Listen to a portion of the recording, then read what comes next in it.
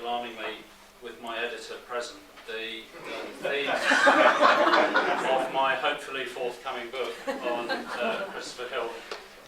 So it's a talk in which the world turned upside down doesn't figure very much. It's about Christopher Hillm rather than the world turned upside down. But what I want to persuade you of is that the world turned upside down is actually here throughout the intellectual life that I'm about to outline. The main question that will be on your mind is, the answer is no, they're not mine, but they are the right prescription.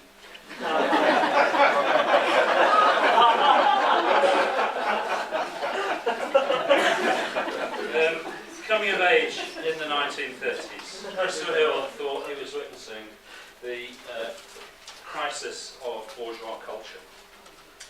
And an element of that was political economy and the state.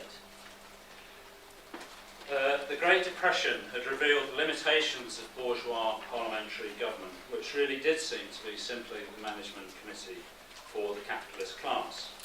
Recalling it in the 1960s, Hill said that as he went to Oxford in 1931, it was clear that the labour movement had abandoned the working class. Ramsay MacDonald's government had cut unemployment benefit and imposed meanness tests. And at the same time, Rowntree's survey revealed that 30% of the working class population of York, Hill's hometown, was living below the poverty line.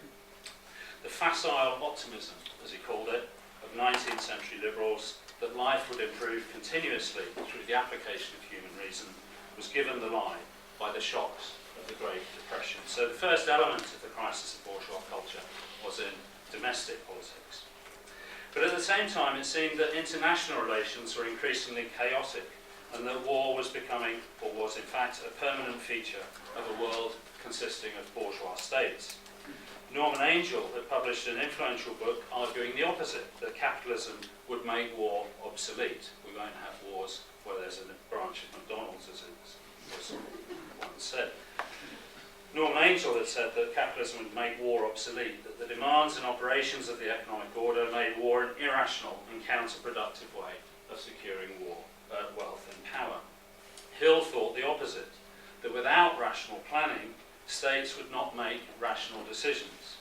The Japanese occupation of Manchuria, the Italian occupation of Abyssinia, the rise of German fascism, all suggested that Angell had been hopelessly optimistic. In Hill's view, only the USSR was committed to peace during the 1930s. So the second element of the crisis of bourgeois culture on the political economy side was in international relations. As war approached, he elaborated this view in letters to friends, arguing that fascism and imperialism were simply two varieties of aggressive capitalism. France and Britain could afford liberal concessions at home because they secured economic growth from empire. Fascism was a militarised resort of capitalism in a fix. The only way for capitalist states without empires to prosper was in this way, which also involved disciplining the domestic population for the task. If the liberal capitalist powers had wanted to take on fascism, he said, the moment had been the Spanish Civil War. Failure to intervene against Franco demonstrated that they had no essential desire to fight fascism and only did so as a last resort in 1939. Before that, he'd argued that the only way to avert impending war was a united front against the leadership of the bourgeois states, both imperialistic and fascistic. Democratic reform was the only way to secure peace. When war came, Hill supported the British military effort, seeing the defeat of fascism and the support of the Soviet Union as the best available strategy. But he was clear that victory should be followed by domestic reform, and in the immediate aftermath of the war was quite optimistic that Britain was embarked on a parliamentary road to socialism. Whereas European states being rebuilt in the American zone were busy crushing socialism and limiting the political claims of working class movements that had led resistance, in Britain, he said, a fraction of the ruling class had made concessions to socialist ambitions.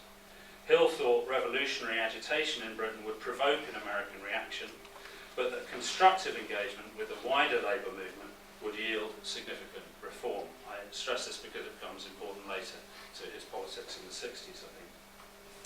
A paper arguing this was well received in communist circles. So there was then one route to Hill's Marxism through political economy and the international order and the structure of states. And in that, Morris Dobb was intellectually very significant. It was Dobb's rebuttal of Angel that persuaded Hill of the futility of hoping for peace from bourgeois states. And as we'll see, Dobb shaped Hill's historical writing, particularly in the 1940s and 1950s. But Hill had also been drawn to Marxism through a search for personal authenticity. As a serious-minded adolescent, wrestling with his departure from Methodism, Hill had seen a great tension between, on the one hand, personal feelings and impulses, and on the other, permissible forms of expression and conduct. And this was played out in the literature he was reading at the time. Literature, in fact, seemed to have been more important to him than political economy in grappling with the discontents of the 1930s. He found literary modernism powerful as a tool of expressing personal alienation, but unsatisfactory because it offered little of the retreat into an atomised personal world. An element of this personal alienation was sexual hypocrisy. I'm sorry to say, I'm going to talk about Christopher's sex life a little bit. Sexual hypocrisy. He took notes on Lawrence's controversial novel, Lady Chatterley's Lover, but was disappointed, bitterly disappointed, by what he saw as a disappointing sellout in the denouement to bourgeois values.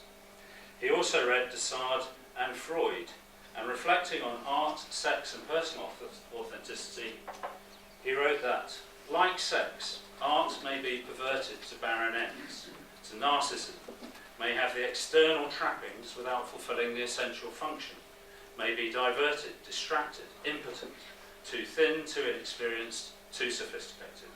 At its best, it has fresh, full, healthy giving, and with that, its own want is satisfied. And this is the basis of all great art. Leading literary figures of the time, like T.S. Eliot and James Joyce, reflected this response to the world in the 1930s, which Hill characterised as the apathy of modern life.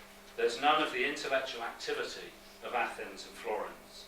All is dead, dumb, listless, bored. Things happen, but we do not mind. They're not for us, not by us. We've got used to inaction now.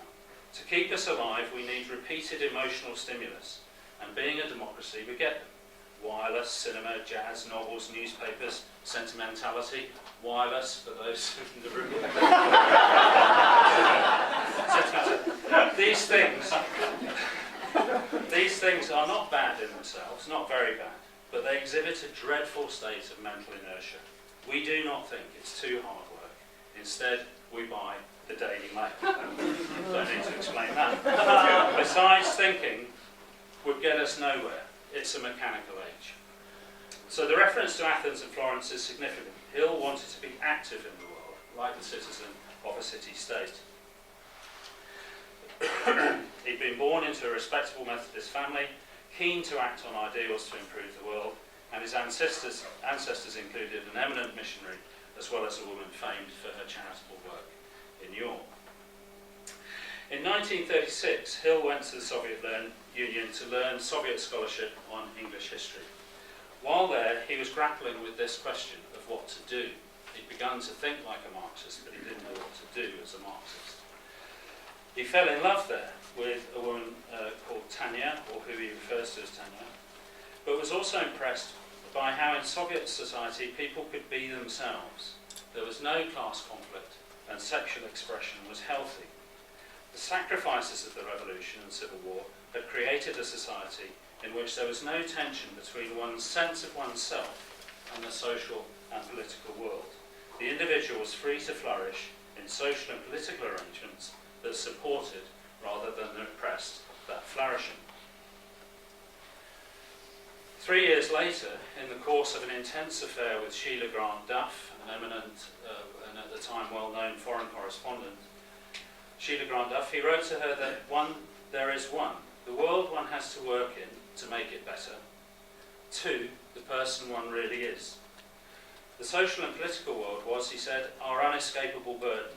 I'm not Oxford any more than you, but it's my political job.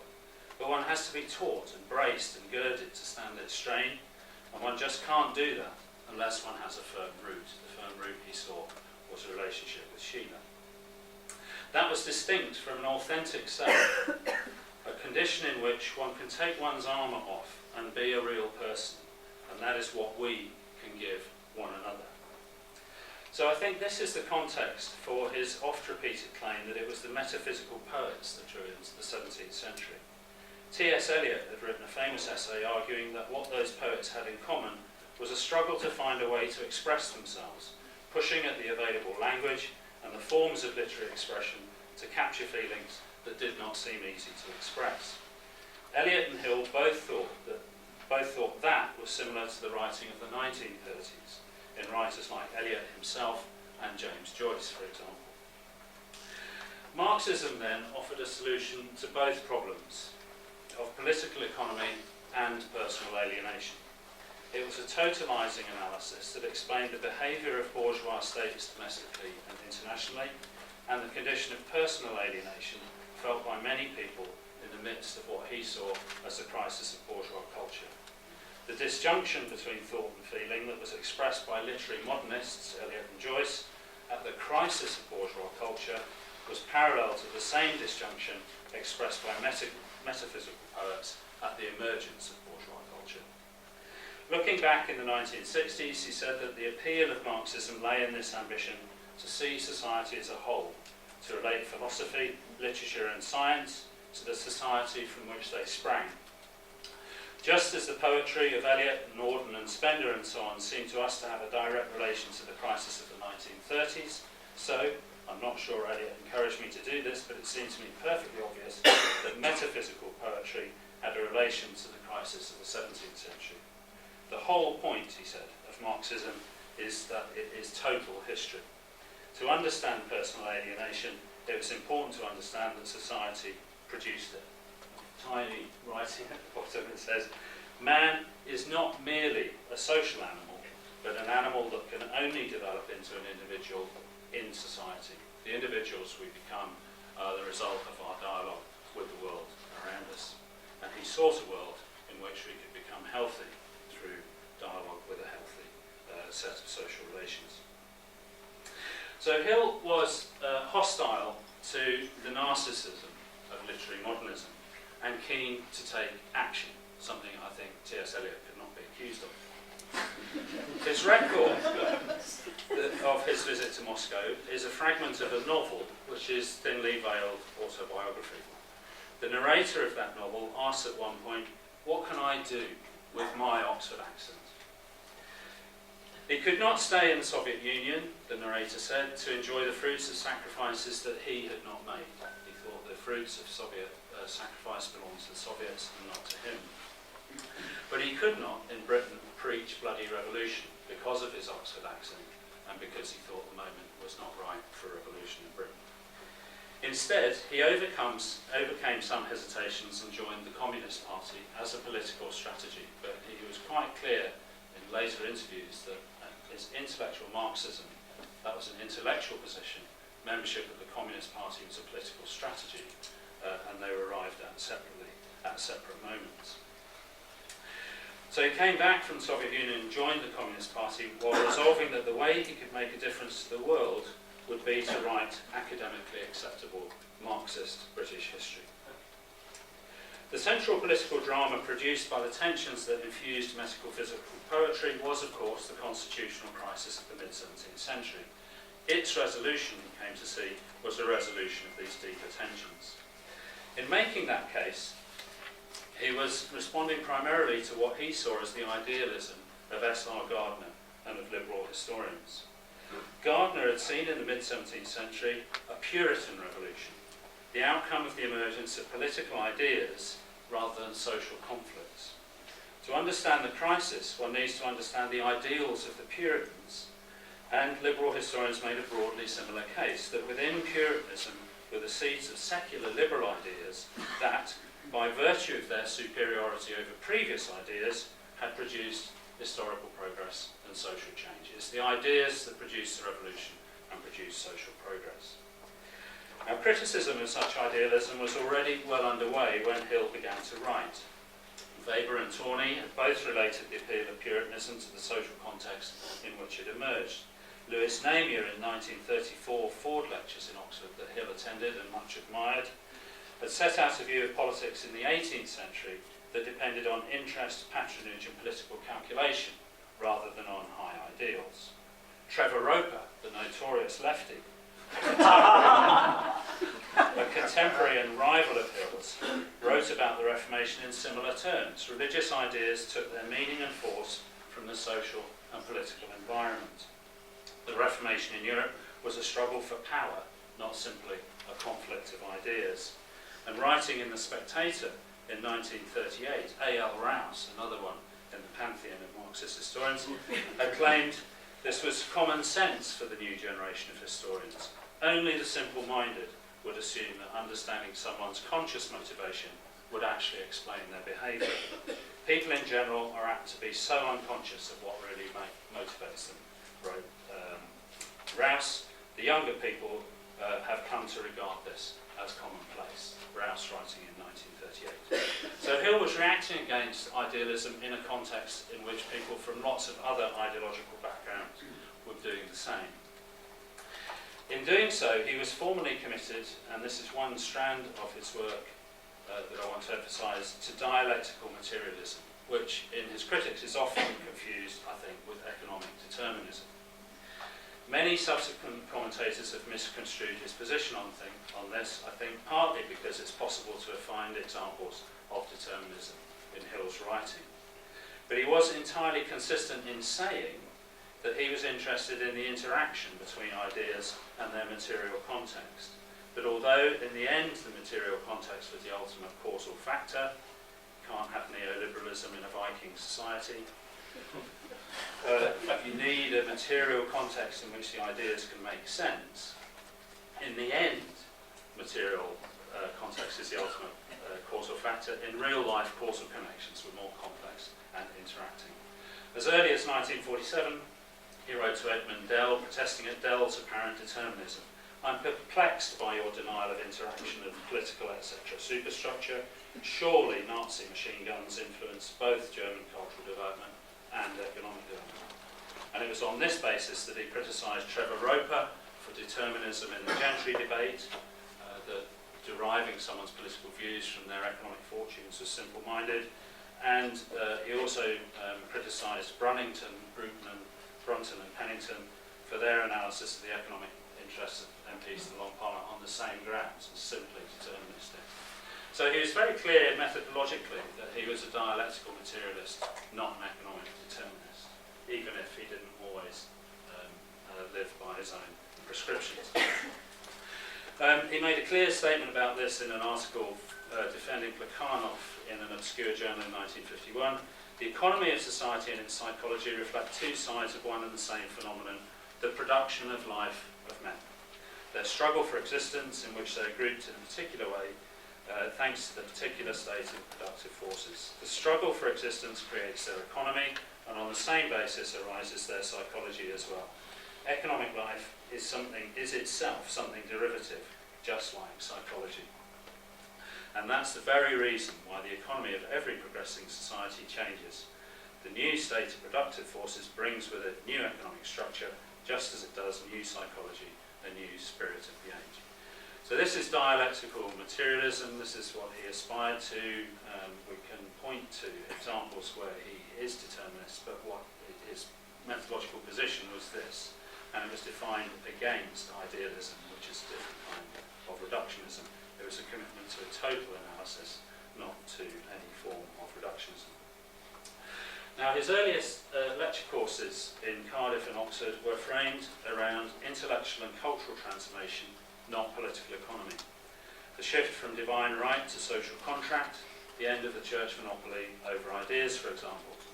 What lay behind this shift, he said, was the transformation of the economy, but his students were being asked to understand the whole culture, not the change in the mode of production. His students were challenged to analyse political theory not as pure thought, but in, quotes, its historical framework, as, quotes, a response to social needs, political and economic needs.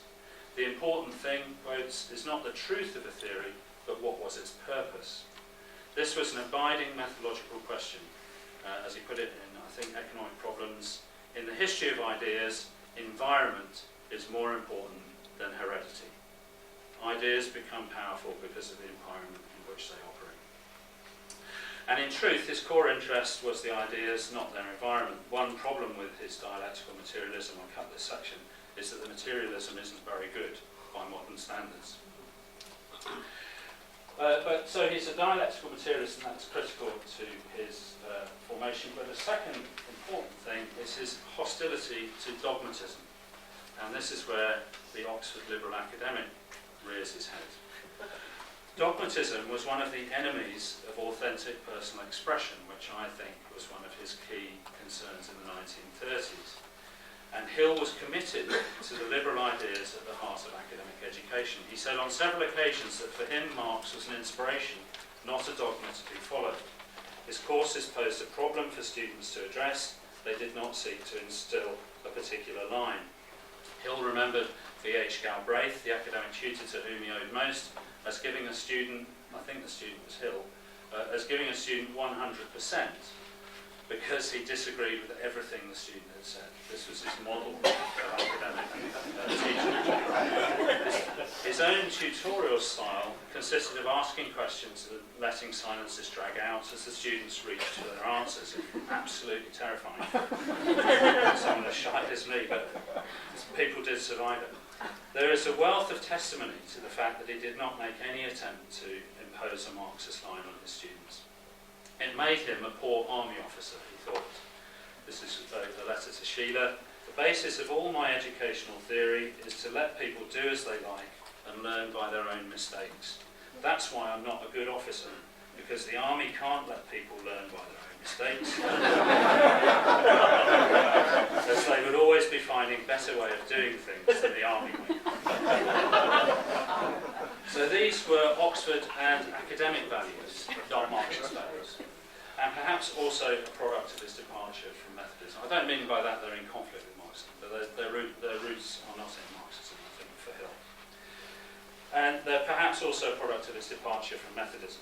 As Penny Corfield has noted, he remembered T.S. Gregory, an inspirational Methodist preacher in the late 1920s, for saying that all accepted truths, just because they become accepted, tend to become lies. The pure wine of initial inspiration becomes vinegar over time, as form predominates over substance, and a shift, for example, from 17th century to 19th century non-conformity. It was essential to keep ideas in debate and in use if the wine was not to turn to vinegar. So I think this dogma and free thought, important to his crisis of the 1930s, it's not reducible to his Marxism, but it's something that he brought to Marxism and inflected how he engaged with Marx as an inspiration. Now, in encouraging individual thought, Hill was keeping collective ideals alive, subjecting them to criticism and challenging them. But this might also look, as it did to members of the Communist Party of Great Britain, like the indulgence of individual ego and self-regard. What made him a poor army officer might also make him a dissident party member. There was a potential tension between the liberal academic Marxist and the demands of party discipline, between what might be seen as a form of bourgeois individualism and the disciplined collective action necessary to achieve political change. So was Hill a liberal with a Marxist core, or a liberal academic with a Marxist veneer? Whereas to many academics surrounded by this hegemonic liberal ideal, Hill stands out for his Marxism. For Marxists in the CBGB, surrounded by serious-minded Marxism, it was his attachment to these academic values that marked him out, at least in 1957. In that crisis, Hungary and the crisis over inner-party democracy in the CBGB, in the crisis that led to his resignation from the party, he was denounced for egotism and self-indulgence. Marxist thought, it was said, was honed in the class struggle, not the comfortable rooms of Oxford colleges. So this was not an inevitable or irreconcilable tension, and it's a tension between his intellectual commitments and the strategy of the CBGB, not Marxism. It will be clear what I'm saying. So it's not an inevitable or irreconcilable tension, but these aspects of Hill's worldview seem to me to have different roots. he did not get his commitment to individual self-expression from Marxism, but rather saw in Marxism an explanation of how social and political conditions might better allow it. So these roots into Marxism and life as a historian gave rise to two partially distinct strands in his writing, I think. One was an attempt to relate a Marxist political economy to the course of political development that was more characteristic of his early work and the period of his membership of the CBGB, although the connection was not simply a party obligation. I'll talk about that in a minute. Hill wrote to the party leadership about his potential contribution in 1950, admitting that he was not naturally an effective activist. He told them that he lacked leadership qualities, as revealed by his performance on important committees, and although, quotes, he was regarded locally as a leading comrade, I don't feel I have those qualities. He wanted instead, quotes, to serve the party primarily on the historical front. I have a great deal that I want to say in the form of books, articles, lectures, etc., that I believe will make some contribution to the birth of ideas. I'm very proud of the fact books the party has helped me to write have been translated into Russian, Polish, Czech, Hungarian, Italian. This, I know, is a smallish backwater of activity, but I think it's the one in which I can be most useful. So for Hill, this writing of history was his political contribution. At that point, the historians group of the party had been active for a number of years, at the point he wrote that letter. And one of the prompts to its activities had been a desire to guide A.L. Morton in producing a revised edition of his People's History of England. Morton was seen in those debates as championing a romantic view of class struggle, of the battles of ordinary people for their rights. This had come to be seen as less rigorously Marxist than Dobbs' account of the emergence of a capitalist mode of production in England in Studies in the Development of Capitalism, published I think in 1946. Yeah. On this front, Hill was on Dobbs' side, as he had been against Angel. Although he commended Morton's book in the pages of the Daily Worker, he wrote in October 1945 privately that an appendix noting revisions to the first edition of Morton's book would be insufficient to remedy its defects. It would really have to say, he said, for black, read white throughout.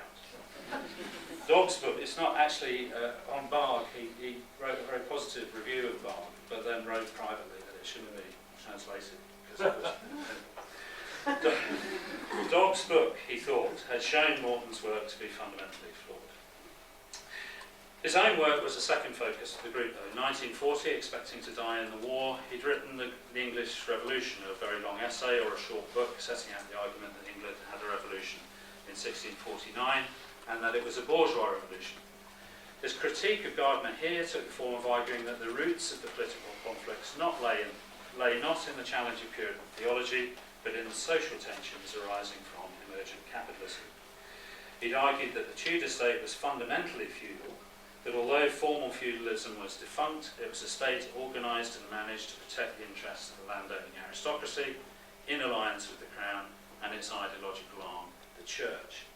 It was the crisis of the 1640s that broke this feudal state, establishing in its place a state working in the interests of progressive social interests, agrarian capitalists, and later financial and imperial capitalists.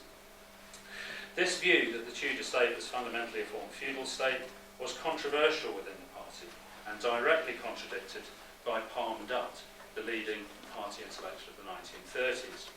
It was urgent to debate this issue, therefore, and the historians group was centrally concerned with how to characterise absolutism and its Tudor-Stuart form. But this did not mean that the group was bound to arrive at a particular position by party dogma. So I'm drawing a distinction here between where Hill engaged constructively with the party and the historians group and where he couldn't over Hungary. Dutt, and more particularly Pollitt, had set out a role for party intellectuals in helping to make Marxist thought as good as it could be. To that end, controversy was encouraged to develop Marxist understanding. But once understanding had been achieved and agreed, that became a party line. The nature of England's 17th century revolution was a topic of controversy in this view, not a matter of party line to be defended. The historians group then was doing party work by exploring this issue, not by imposing an interpretation derived from outside the group. From 1940 to the publication of Century of Revolution in 1961, I think Hill was trying to marry the of the emergence of capitalism in England. This was not commissioned by the party, nor a line dictated by the party, but it was a product of his membership of the party, and particularly the historians group. But it also spoke to one of his central concerns in the 1930s, how the miserable state of domestic and international politics was a systemic result of government by bourgeois states. The crisis of the 1930s, he thought, were not the product of the evils of particular leaders, but of the capitalist system, and it would not be solved simply by having better leaders. As he wrote to Margaret James in 1939, an understanding of why the ideals of universal peace, passionately held for 200 years by sensitive and suffering people, have never been realised. An understanding of why that had not been realised lay in an understanding of society, the society which had failed to give them force. He did not agree that if individuals acted decently, a decent society would emerge. Rather, the creation of a decent society would mean that the decency of all of us is not frustrated, wasted, and sidetracked. So this political economy was arguably the weakest part of Hill's work, I think. He later said in an interview with Penny that he tried for many years to be an agrarian historian, but had failed because he was no good at it. His dislike of Peter Laslitt's World We Have Lost, first published in 1965, had a number of causes, I think, but perhaps one of them was a growing realisation that the future of economic history lay in the kind of work that Laslitt and others did, not in the kind of work that Hill had done. He did not work on economic history from the archives of businesses or records of actual economic enterprises, but from the comments of contemporaries. As G.R. Elton, my friend, but as G.R. Elton put it, Hill was falling for the journalism of the age rather than developing a rigorous historical analysis. But Morris Dobb, mode of production, the evolution of the British state, related to the Communist Party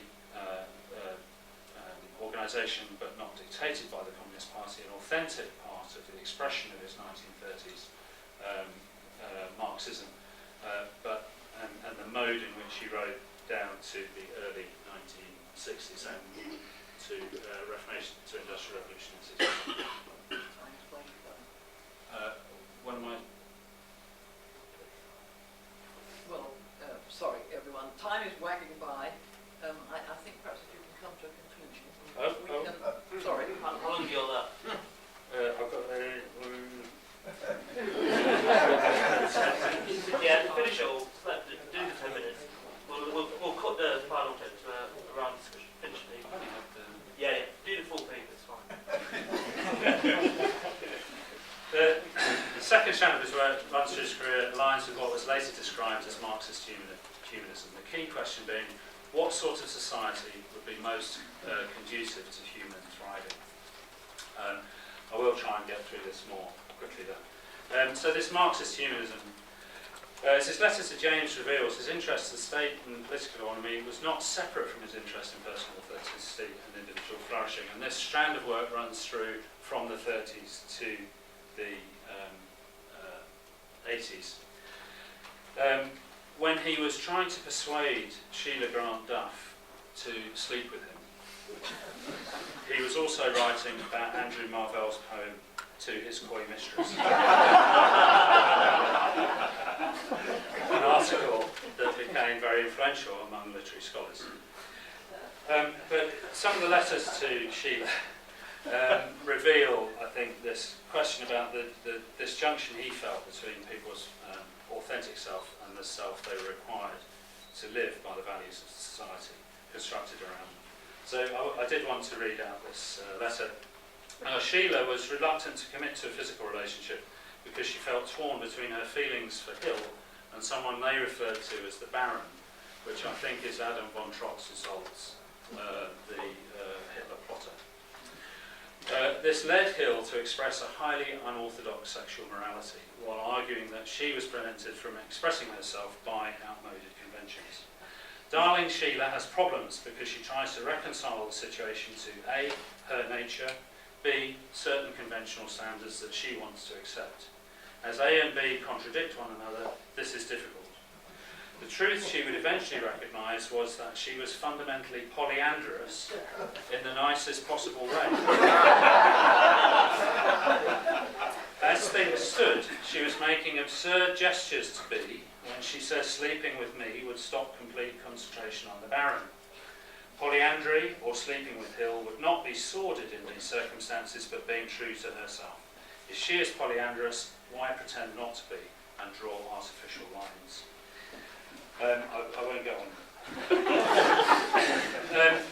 But this is about the disjunction between someone's what would constitute their authentic self and the role they're required to play by the organisation of the society in which they find themselves. And I think there's a strand in Hill's work from the 30s to the 80s about how social reform can allow people to liberate themselves. It's not a later development, it's there in his very immediate understanding of what Marvell was writing about into his Coy Mistress.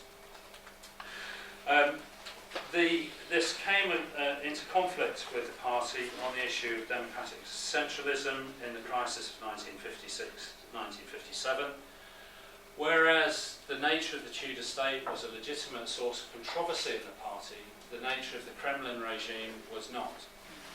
And there was a party line which Hill and others had increasingly doubted and which was eventually revealed to be dishonest and knowingly dishonest, and the leadership of the Communist Party had been participants in suppressing information and misrepresenting developments in the Soviet Union.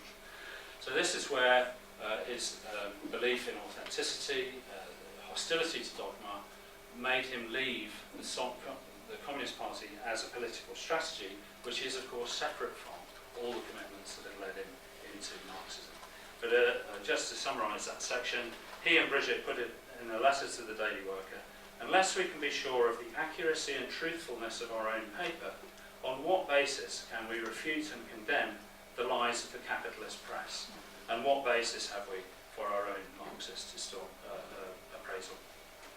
So this commitment to free discussion had not caused tension in the historians group, because that was considering matters that the party accepted were controversial and in need of discussion.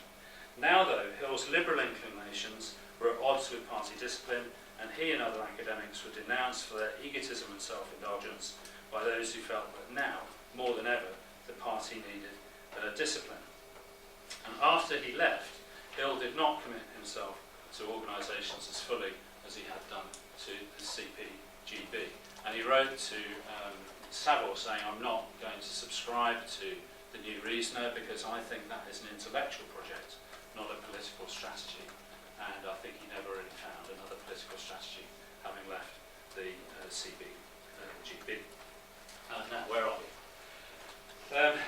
I think all this comes together in an interest in Gramsci. In 1954, in A Crisis in the Party, he wrote, shouldn't we be thinking about Gramsci? Gramsci's done a lot of good for the Communist Party, both intellectually, the Italian Party, both intellectually and as a political strategy, building a broader alliance among the left, seeking cultural change that will then support meaningful political reform. So there is a real interest in Gramsci beyond the review that Ariel mentioned. And all that, I think, underpins this thread of work of Marxist humanism. What sort of society would be most conducive to human thriving? It's not one that straightforwardly replaces the capitalist mode political economy writing, because it's present in the 1930s in his writing about Marvell and his interest in metaphysical poets, but I think it predominates in the later part of his output. Hill's humanistic writing, and particularly his influence on literary studies, is most marked in the period after the world turned upside down. If you look at this list of publications, Cromwell, Milton, Bunyan, the world turned upside down. He had written about the birth of new ideas, the thing that he felt he could offer to the party. He'd written about that in '65. But really, I think this interest in literary and biographical mode, understanding the tensions in people's lives and how they sought to resolve them through authentic self-expression in their literary output and through their faith, I think that comes to predominate after the world turned upside down. So I think in in conclusion then, now I did want to, there is something else. I'm actually going to take longer trying to edit than I just Go for it. So it's tempting to see something Gramscian in this latter interest in the biography of creative but obscure individuals, a belief in the creative power of those outside hegemonic institutions. This was behind his view of the intellectual origins of the English Revolution. It seems to me that new ideas had prospered in environments outside the institutions of the establishment, Gresham College rather than Oxford University, for example. It's at the heart of The World Turned Upside Down, which opens with an account of the social environments which give rise to the birth of new ideas. Some of these environments were economically rooted, such as particular agrarian societies, but the new model army was defined by culture and practice, not by the mode of production. To the extent he was interested in environment and the birth of ideas, Hill's commitment to the WEA, past and present, history workshop, the Open University, all seem significant. One of the portraits in Hill's office is of A.D. Lindsay, a Christian activist who stood for Parliament in opposition to the appeasers, master of Balliol, but also the first Vice-Chancellor of Keele University, very active in the WEA and other welfare and social improvement schemes, including the unemployed workers movement in the 1930s. Lindsay was critical to Hill's view of his mission in giving rise to the birth of new ideas, not just in Balliol, but in institutions outside the institutions of this establishment, which are frequently the ones that give rise to the strongest challenges to hegemony. Well, there's a lot of conclusion here, but it amounts to this.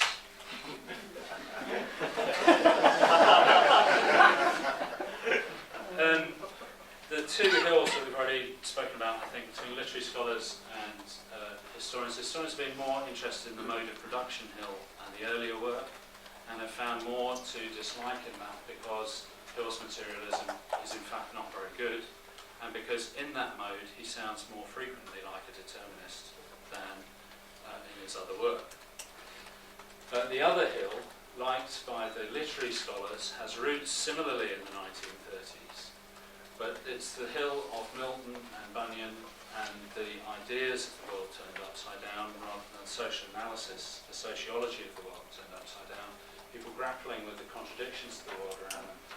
That has proved a more enduring influence on literary scholars, and I think the intersection of the world turned upside down, I can see Sue Wiseman doesn't buy this at all. It's much more credible, Sue, when I read it from the script. The world turned upside down as a crossroads between those two modes of Hill writing, but also those two communities for which he wrote. The historians are taking their leave of Hill at the world turned upside down. I think the literary scholars are beginning to embrace what he has to say in the world turned upside down. Anyway, Trevor Roper, reflecting on Hill's generation of Marxists at the end of the 1950s, wrote that having grown up with depression and unemployment, a crisis in capitalism, the emergence of fascism, they had felt a moral reaction against the complacent philistinism of the 1920s and the private aestheticism in which their own predecessors had taken refuge. He saw it then as a moral rather than a political or intellectual reaction. For those whom conscience led in, conscience, if it survived, led out. Partly, it was the shock instilled by Soviet foreign policy, cynicism in Spain and a pact with the Nazis, but really it was the petty Stalinism of the party bureaucracy, the intellectual tyranny of stunted hacks. Mr. Christopher Hill, for example, seems to have had no difficulty in swallowing and defending every act of Stalin. He's writing in 1958, I don't think he'd have said the same a few years later. No difficulty in swallowing and defending every act of Stalin. It was the action of these local bosses that finished him. So, Hill was a liberal Marxist intellectual with a strong moral purpose, not the crude determinist so many have set up as a straw man for the benefit of their undergraduates. He retained that strong moral purpose throughout his career and a conceptual commitment to a total, not a determinist account of the force of new ideas, even if he did not always live up to it. His work is flawed, but we 17th century historians live in a post-Gardner world, and Hill must take a lot of credit for that. Few historians since have attempted to match the totalising ambition of his work, or its moral seriousness as a contribution to the improvement of the the world around us, nor to contextualising the strengths and weaknesses of the modern British state in a coherent understanding of its history.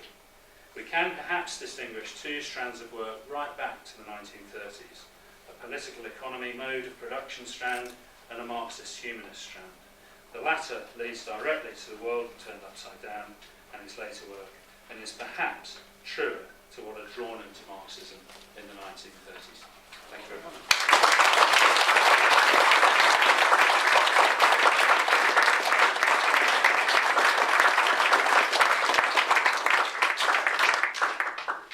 Everyone, I feel I'm utter brute for trying to hurry such a wonderful panoramic interpretation which draws together so many of the themes we've had all day, and of course which will launch further debates. But we don't want, all the same, we don't want to spend the weekend here discussing it. We have to be out, so in fact, I'm going to keep my timer close at hand, but what I thought we could do for the short period that remains is actually to take up the final point that Mike is doing. How do we collectively place Hill's achievement? And Mike gave his summary at the end, and this is an urgent question for Mike. I think I'll throw it open to everybody here. Anyone want to jump up and say, how do we locate Hill's achievement? You're still not doing very serious cultural history before cultural history is a term. And is that not quite an enduring sort of legacy of his work? I mean, you know, Elton's savage when he criticizes people, but inside of trying to bury Hill with that kind of comment about mistaking the journalism lies a very serious project a bunch of people have done subsequently to great effect. And you know, maybe the one thing Hill doesn't have to worry about this, it hasn't become an academic problem yet by the time he's doing this stuff, is he doesn't have to worry about the sort of relativism that cultural history is always accused of, right? It's a very serious moral project, which you've been talking about, Mike. So perhaps that's a really straightforward legacy for a lot of Hill's corpus. I mean, certainly the way you divided it, it almost seems visible to me in that sort of early Hill versus later Hill. You can see him going in the direction of kind of, I mean, intellectual biography, cultural history, I mean, they're not the same thing, but obviously, but there seems to be that impulse to check in on what culture says about a thing. You know? I think that's, I'd agree, and it came as a shock to me that social and cultural history were different things, actually. My generation didn't separate them in that way. But E.P. Thompson and Natalie Davis, who I'd encountered as encouraging me to do history from below and social history, were the later champions of cultural history, in just the way you're saying. And I think Hill would line up with that quite closely. But I do think power was quite important to his analysis in a way that lots of cultural history hasn't been so concerned. Yeah, correct. Now, anyone else hasn't spoken would like to give it a woman? Or anyone? Man, woman, child? Could I just, I mean, I don't really want to talk about Hill's contribution, I mean I do, but what I wanted to do was to really say two things. I think when you talk about his sort of agonising when he's young about what his contribution can be, I mean that does remind me very much of Edward Upward's, I don't know if you've read his novels, in the 30s and The Rotten Elements, but he was a Communist Party member who was a poet and a novelist. Who, he had exactly the same kind of angst about whether he was contributing anything useful. You could say some of the same about Sartre's Rose to Freedom trilogy, where again, you know, how useful a left bank intellectual sort of thing. So I thought that was very, very interesting, but whether that is part of a wider trend. The other thing is just when you talk, and other people have talked about it, about the WEA and the other sort of the self-taught working class intellectuals, of which there were so many. And I just kind of like your comments about that compared to academia today, where I would say things have actually got much worse in that respect. There aren't those sort of working class educational opportunities, and people can go to university and pay £9,000 a year. But it's a very, very different thing from what was going on then. So I think that's a very interesting part of the Communist Party and other left historians' development as well. They learnt a lot from workers. I'm sure. Well, it was Anne was talking about that. So Anne was talking about that too. And the OU, both Annes. I think he was really a real believer in the OU, wasn't wasn't it? Well, the other thing about the OU, which I learned from having lunch with him there, was how many people he knew on the staff from CP days. Yeah. I mean, Bridget's first husband's second wife was Professor. There were, Al Kettle was a friend from the Communist Party. I mean, there must have been about 7 or 8 people he would address at lunch that I had no idea who they were, and then I realised they were people he'd known from the 30s and 40s. Yeah. I've got one question right in the far corner. Yeah, thanks Would very you like much, to Mike. stand up so we Of course, yeah. Thanks very much, Mike. I really enjoyed it. Just something that we talked about earlier, but I'm curious what everybody else in the room thinks. You mentioned the two hills, the political economy mode and the Marxist humanist mode. And we were discussing whether the roots of that lay in a Marxist idea of a base and a superstructure, whether the base leads to the economic, and the superstructure leads to the humanist mode. And if you have any thoughts on that, if anybody else has any thoughts on that. Well, I mean, I've kind of had my say. Yeah, I think what the Oxford and Cardiff lectures I talked about, he was taking the standard story of British history and trying to refigure it in the light of Dog. And so he took the standard narrative and tried to refigure it. And I think that he was slightly trapped by the teaching world he encountered in the 1930s, which was extremely high political and constitutional dominated. And I think the teaching world he encountered in the 60s and 70s was much freer and more open, and it was easier to pursue his Marxist humanist mode. So I think it was partly a question, an answer to an earlier question as well. I think that it was just the world he was in the 40s, 50s, but it was also the question that seemed urgent for the CPGB to resolve. So they wanted a controversy about it because they wanted to know what the cutting-edge Marxist thought about this controversy would be. So it was partly prompted by the CPGB, but wasn't at all determined by the party. I'm really sorry to draw it to a close, but the director was haranguing me to make sure we all get out. But just before we get out, first of all, let's have some applause for Mike.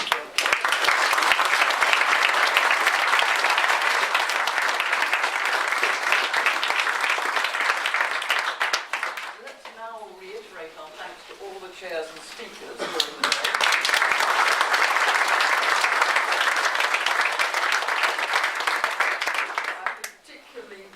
Want to thank Comrade, using that term in the liberal humanist, Comrade Watsi, for